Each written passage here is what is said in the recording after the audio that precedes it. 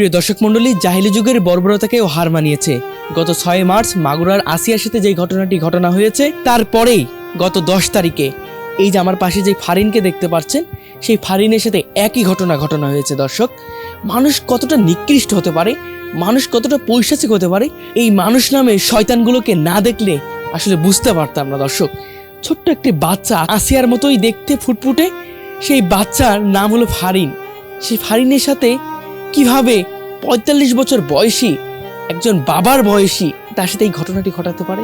দর্শক, কি নির্মম ঘটনা সেটা বলতে আর বাকি থাকে না। এই ছোট একটি বাচ্চাকে একা পেয়ে তাকে বস্ত্রহীন করে তার সাথে ধর্ষণ চেষ্টা এবং তার বিভিন্ন জায়গায় ক্ষতবিক্ষত করা, এটা কোনো সভ্য মানুষের বৈশিষ্ট্য হতে পারে? দশকে 8 বছরের শিশু ফারিন এতিম, তার বাবা নেই। সেই সন্তানের বয়সের বাচ্চার সাথে কিভাবে এই সব ঘটনা ঘটায়? দর্শক, কথা বলবো সেই ফারিনের সাথে, জানতে চাইবো সেই ফারিনের সাথে কি কি ঘটেছিল। তবে আপনাদেরকে বলে রাখি, এই ঘটনা শুনলে আপনাদের গায়ের লোম দাঁড়িয়ে যাবে। আসসালামু আলাইকুম ফারিন, কেমন আছো বাবা? ভালো আছি। তুমি এখন সুস্থ বাবা? জি। তোমার বয়স কত বাবা?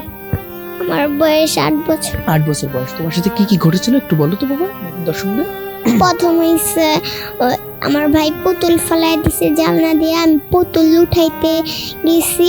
আচ্ছা, জানান দিয়ে বাইরে তোমাদের বাসার যে পেছনে, সেই পেছনে পুতুলটা ফেলে দিয়েছে না? তারপরে কি হলো বাবা? তারপর আমি ঘর থেকে বাইরে গেলাম। যাওয়ার পর আমি বললাম উনিকে। উনি কি করছিল তোমাদের বাসায়? উনি আমাদের বাসার পিছনে ওইখানে গাছ কাটতেছিল। আচ্ছা, গাছ কাটতেছিল। বয়স কেমন হবে? 45। আচ্ছা আচ্ছা, তখন তুমি ওই আঙ্কেলকে যে কি বললে বাবা? যে বললাম কি, আঙ্কেল আপনাকে মা বলছে কি তাড়াতাড়ি গাছ কাটা হইলে তাড়াতাড়ি যাইতে বলছাম। আচ্ছা আচ্ছা। তারপর আমি পুতুলটা উঠাইয়া নিয়ে দাঁড়াইছি, আর আমার গলায় বটি ধরছে। বলে কি, তুমি কোনো কথা বললে তাহলে তোর গলা ফালাই দেবো। তখন আমি ডরাই গেছি। তারপরে টান দিয়ে আমার জামা কাপড় খুলে ফেলাইছে। তারপরে আবার আরো আমার ডর ধরে গেছে। কয় কি, তুই কোনো চিৎকার মিৎকার দিস না, একবারে তোর কিন্তু মাইরা হালাম। আসলে আমার ঠোঁটে কামড় দিছে, তারপর আমার বুকে চাপছে, তারপর আমি ওইটা কি জানি, ওইটা আমার শিশুর রাস্তায় লাগাইছে। তখন আমি চিৎকার দিছি। জামা কাপড় খুলে ফেলে তারপরে তুমি চিৎকার দিছো? এবং তারপরে কি হলো বাবা? তারপরে আমার মা দৌড়াই গেছে। আচ্ছা, মানে তোমার মা দৌড়াই গেছে, এবং এর আগে তুমি চিৎকার দিতে পারোনি ভয়তে নাকি? হ্যাঁ, কষ্ট হয়েছিল। তারপর বাধ্য হয়ে আমি চিৎকার দিছি। আচ্ছা, বাধ্য হয়ে চিৎকার দেওয়ার পরে কি হলো বাবা? তখন আমার মা দৌড়াই গেছে। তারপর উনি ওই দিক দিয়ে দৌড়ে পালাই গেছে। ওই দিক দিয়ে পালাই গেছে? জি। আচ্ছা আচ্ছা, তখন তোমার মা এসে তোমাকে দেখলো, তুমি কি বললা তোমার মাকে? বললাম আমার সাথে গুলা করছে। আচ্ছা, পরবর্তীতে আসলে ওই যে মানুষটা, যে আঙ্কেল তোমার সাথে ঘটনা ঘটালো, তাকে ধরতে পারোনি? হ্যাঁ, ধরতে পারছি। কিভাবে ধরলো? তারপরের দিন আসা নেই, তারপরের দিন রাস্তা দিয়ে পলায় গেতেছিল। পরে আমার মা দেখা তাড়াতাড়ি কইরা যায় ধরছে। আচ্ছা, ধরছে, পরে মারধর করে পুলিশের হাতে তুলে দিয়েছিল? জি।